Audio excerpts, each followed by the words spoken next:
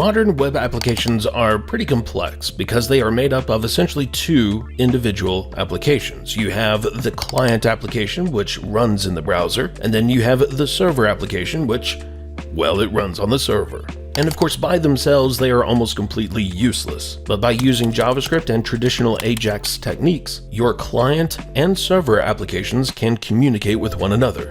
I am Jeremy McPeak with Tuts Plus. And in this tutorial, I will show how your client and server applications can communicate with one another with JavaScript and PHP. But first, if you are looking to create a professional website or you want to add features to make your website stand out, then head over to CodeCanyon, the marketplace for high-quality JavaScript and PHP components, HTML5 and mobile templates, and so much more. The items at CodeCanyon can help you easily add the functionality and eye-popping visuals that you need to meet your business's goals. You'll find a massive library that contains thousands of JavaScript and PHP components and almost 20,000 HTML and mobile templates. Needless to say, you'll find what you're looking for to take your site to the next level. Our application is going to be pretty straightforward. We have 3 links that the user can click on, and of course we will load content associated with those links, but we don't want to navigate to another page. Instead, we want to dynamically load that content on demand. So that will be done right here to the right of those links. So of course our JavaScript needs to communicate with the server, and the server needs to provide the appropriate information so that our JavaScript can load that content. However, that's not it. This is only for authenticated users. So if a user is not authenticated, then they're going to be redirected to the login page, which, yes, we will actually navigate to this page. However, the login process is going to be done through JavaScript, because the more things we do through JavaScript, the better experience we can provide the user. So it kind of makes sense to start with our login, so this is what we will do. Now we have 2 fields, one for the email address, one for the password, but we also have an area for errors. It's just a div element with an ID of error. I'm also using Bootstrap for some styling. And of course, I'm pulling in jQuery. Now, of course, Bootstrap and jQuery are not required. We can write our own CSS. We can write just plain vanilla JavaScript. However, jQuery does provide some tools to make it a little bit easier to do the things that we need to do, such as grab the information from the form and submit that to the server. So let's go ahead and start with our code. The first thing that we want to do is listen for the submit event for our form. It has an ID of login form. So we can use that to go ahead and wire up that event listener. And we will do so by calling on and then passing in submit for the first argument. Now, the very first thing that we need to do inside of our event listener is prevent the browser from submitting the form. This is very important because if we wait to do this at the end or anywhere else, we run the risk of our code failing. There could be some kind of error that occurs, and in that case, JavaScript is going to stop executing, but the browser is going to submit that form, and we want to prevent that as much as possible. So it makes sense to do that at the very beginning. So that is going to protect us there. Let's also go ahead and grab that error element. And since we are using Bootstrap, that element is hidden by using the dNone class. So if we encounter an error, then we will need to remove that class and then display whatever error message that we need. But then after that, we just need to make our request, and we can use the AJAX method to do that. Now our HTTP method type is going to be a post request, because we are logging in. We don't want to use a GET request here. We need to post this, and we want to post it to do.login.php. That is going to handle our login request. And then we need to provide the data, which jQuery makes it very easy to do. We're going to wrap the form object. This variable inside of this event listener refers to the form object. So we're going to wrap that as a jQuery object so that we can call serialize, and that is going to give us the data that we need to submit to the server. So we are going to make our request, and then we are going to handle the response. And we will do that with a callback function. And that response is going to be in JSON format. So let's go ahead and let's parse that into an object that we can use. And since we don't have any PHP written, we can make all of this up as we go and then just make sure that the server implements whatever API that we decide upon. So the first thing that we can do is check to see if there was any error that occurred on the server. And we can do that with just an error property, so that if we have an error, then we want to display that.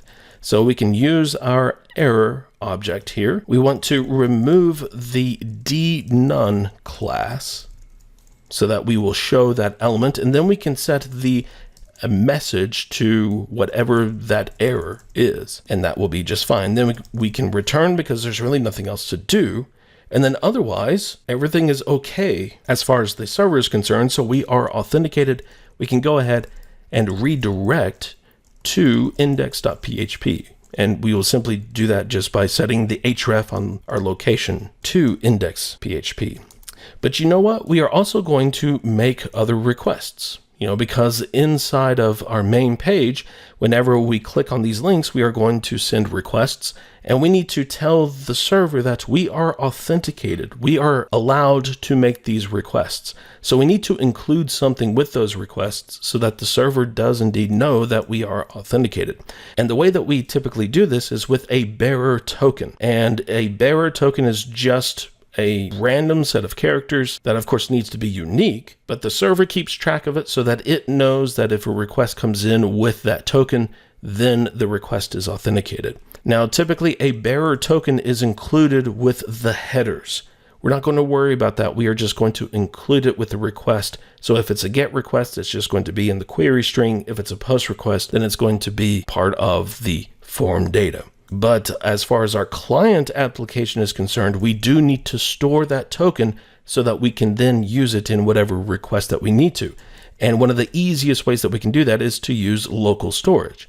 We can set an item called token, and then the value will be whatever we get from the server, that token property there. So that should be it, unless if there is some other kind of error that occurs with the request itself. If the request can't be fulfilled, then we do need to provide some kind of error handling here. So if our request fails for whatever reason, we'll have this fail callback where we essentially do the same thing that we did for a server error, except that there's a variety of things that can go wrong here. So let's just be generic, and let's just say that there was an error attempting to sign in. And that is our login form. So now we just need to implement the PHP that's going to handle this request. And really the first thing that we should do is call session starts, because we need the session. If our authentication is successful, then we need to store the token so that we can check that in other requests. Now, of course, in a real application, we would be using a database, and we would want to take the email address and the password and compare that with the records in the database. We, of course, don't have that. So instead, we are going to do something that's not exactly great. Like, for example, we should be validating this information, making sure that, first of all, we have an email address. Second of all, that it doesn't contain anything malicious. But for prototyping, this is going to be just fine.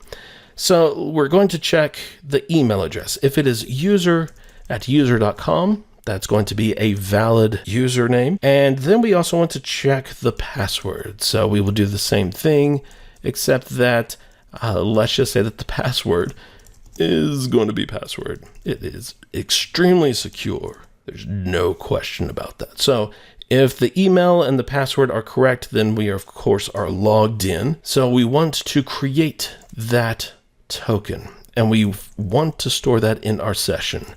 So the token has to be unique. Otherwise, there's no sense in having a token. So one thing that is unique is the session ID. Makes perfect sense. However, I don't want to use just the straight up session ID. Instead, let's hash it. So we'll use password hash. We will pass in the session ID. And for the algorithm, let's just use the default, which is password_default. And then of course we need to supply this with the JSON that's going to be sent back. So we want to encode an array where the key is going to be token, and then the value is going to be, well, the token that we just created. So we'll just grab that from the session, and that should be fine. Now, if the authentication fails, then we of course need to tell the user that as well. So the key for our array here is going to be error, because that is what our JavaScript is looking for. And then the message, we don't want to be too specific, because providing too much information, such as your username is wrong or your password is wrong, that gives too much information to potential attackers. So we'll just say incorrect email and or password, and that should be fine. So with that in place, we can actually test this. So let's go to the browser, let's refresh this so that we load in that JavaScript. Let's also pull up the developer tools, because this is going to give us the ability to look at our local storage that's inside of the application tab, and it's under local storage. So our username is user@user.com. Let's type in something that is not a valid password, and let's attempt to sign in. And that's great. We get the message from the server. So we at least know our request was correct. And notice that we don't have a token value in our local storage, but now we're going to attempt to use the valid username and password. Let's sign in. We have our token, and we redirected to index. So that worked beautifully. So now let's look at index, because if we are not signed in, we want to redirect back to the login form. So this is going to be very simple, because if we are signed in, well, we have that token. So we need to resume our session here, and then we'll just check to see if the token is set. And if it's not, well, then we'll just redirect back to login. So we will check token, in which case we will call header, and we want to use the location header and set that to login.php. So that should be fine as far as the PHP code inside of this file. However, we do need to write the JavaScript that is going to execute whenever we click on these links. Now, these links have this data-item attribute, and you can see that there's a value associated with that. So this is the data that we are going to send to the server in order to get the content for those values. And then we will display that right here for this div that has an ID of content. And let's go ahead and write the code that's going to handle the click event for these links. And we can do that by selecting all of the A elements that have an attribute called data-item. So we want to listen for the click event. And the very first thing that we want to do is, once again, prevent the default action from occurring. We don't want to navigate to whatever is set in the href. Now, of course, these are just hashes, but still, we don't want that to occur. And then we need to get the value of the data item here. So let's just get that and store it in a variable called data item. And then once we have that, we could write a function called get dashboard item. Then we could pass in that data item, and that will give us our content. So we just need to implement that function. And then as far as our JavaScript is concerned, we should be good to go. We'll have the name of that item. And then once again, we are going to make an AJAX request. Now, in this case, the type is going to be get. The URL is going to be get dashboard.php. And then the data that we want to provide needs to include the token that we have. And we can get that from our local storage. We want to get the item called token. And then we need to supply the name of the item that we want to retrieve. And then we want to do something with the response. So this once again is going to be JSON. So we need to parse that into a JavaScript object that we can then use. And for the sake of simplicity, let's just output the content. So we will use the content property coming from the server. Now, of course, we would want to do more here. We would need to check for errors and things like that, but we've already talked about doing that. We've seen how we can do that. So let's just move on. And looks like there is a couple of syntax errors that I need to fix here. So now let's implement our get dashboard. Of course, the very first thing that we need to do is resume our session, because our session has the token and we need to check our token. So let's do this. We will get the token from the request. And, you know, I guess our client needs to check for this, because in a real application, we would want to handle those cases where a request was incoming and the token authentication failed. So we're going to handle this. We'll check to see if the token from the request is not equal to the token that we have in our session, in which case we are simply going to respond with some JSON that will indicate that the client needs to redirect. So let's have a key of auth, and then the value will simply be false, and that should be fine there. However, if the tokens are correct, then we want to return the appropriate content. So let's create this variable called item, which is going to contain whatever was provided as the item. And we want content that is going to be unique, so that whenever we are testing this, we can actually see that whatever we click on, we are getting the appropriate content for. And of course, in a real application, all of this content will be coming from a database or some other kind of data store. So let's do this. We are going to respond with JSON that has a key of content, because that is what our client is expecting. And as far as the content is concerned, we could say that let's make this bold, and this is the content for, and then we will include the item. That way we know that we are looking at the content for a particular item, and that should be fine. So let's go back to the index, because we need to handle the case where the auth is going to be false. So inside of our callback here, we're going to check if data auth, actually if data is not auth. Well, actually, that really doesn't make a whole lot of sense. We need to include auth with all of the requests. So we're going to have two things here. The first is going to be auth, which is going to have a value of true in this case, and then we will have content and then the content. So if we don't have auth, then we of course want to redirect back to the login page. So we will simply do that, and then we will display the content. So that should be fine. Let's refresh the page here, and we weren't redirected back to the login, so everything is fine as far as our token is concerned. Whenever we make our requests, we can see that that is the content for stuff, for things, and for content. So that is working as we expected. Let's do this. Let's open up our developer tools, and let's remove that token from our local storage. We'll just delete that out.